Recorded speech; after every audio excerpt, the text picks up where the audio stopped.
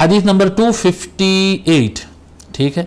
حدثنا محمد بن بشار قال حدثنا عبد الرحمن بن مهدي قال حدثنا سفيان عن سلمة بن كهيل عن كريب عن ابن عباس رضي الله عنهما أن رسول الله صلى الله عليه وآله وسلم نام حتى نفخ وكان إذا نام نفخ فأتاه بلال فآذنه بالصلاة فقام وصلى ولم يتوضأ وفي الحديث قصة. حضرت عبداللہ ابن عباس رضی اللہ عنہما روایت فرماتے ہیں کہ نبی اکرم صلی اللہ علیہ وآلہ وسلم سو گئے. ایک مرتبہ آقا صلی اللہ علیہ وسلم سو گئے, اتنا یہاں تک سوئے کہ ان کی سانس سنی جانے لگی. نفخہ جو ہے یہ کیا کہتے ہیں, جب آدمی سوتا ہے تو اس کے سانس لینے کا طریقہ تھوڑا بدل جاتا ہے. جی آدمی کتنا بھی کوشش کرے, وہ جاگتے پر اس کی آواز یعنی کیا کہتے ہیں سانس الگ ڈھنگ سے چلتی ہے, ایکسرسائز کرے تو الگ ڈھنگ سے چلتی ہے. جب آدمی کو نیند لگتی ہے تو اس کے سانس کی آواز سے آدمی بول سکتے ہیں کہ ہاں اس کو نیند لگ گئی ہے. تو یہ جو سانس کی آواز ہوتی ہے نفخ وکان اذا نفخ, اور کہتے ہیں نبی اکرم صلی اللہ علیہ وآلہ وسلم اتنا سو گئے کہ ان کے سانس کی آواز سے پتہ چل جا رہا تھا کہ وہ سو گئے.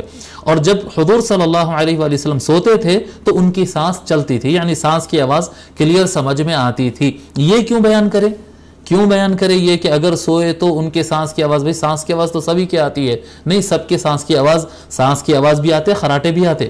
جی سانس کی آواز بھی آتی ہے اور خراٹوں کی آواز بھی آتی ہے. عربی میں خراٹے لینے کو شخیر کہتے ہیں. شخیر جی خر جو کرتے ہیں. نبی اکرم صلی اللہ علیہ وآلہ وسلم کو خراٹے نہیں آتے. آقا صلی اللہ علیہ وآلہ وسلم عام طور پر, ویسے ایک بات یہ بھی بتا دوں کہ جن کا پیٹ بڑا ہوتا ہے ان کو خراٹے زیادہ آتے, ایسا سائنس کہتی ہے.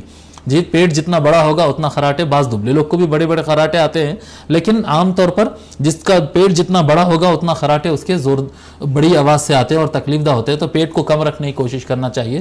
اور نبی اکرم صلی اللہ علیہ وآلہ وسلم کو تو خراٹے بالکل نہیں آتے. آپ کی سانس کے انداز سے لوگ پہچان لیتے تھے کہ آقا جو ہے اچھی نیند سو رہے. تو نبی اکرم صلی اللہ علیہ وآلہ وسلم سو گئے اور اتنا سوئے کہ آپ کی سانس جو ہے وہ سنائی دے رہی تھی کہ آپ کو اچھے سے نیند لگ گئی.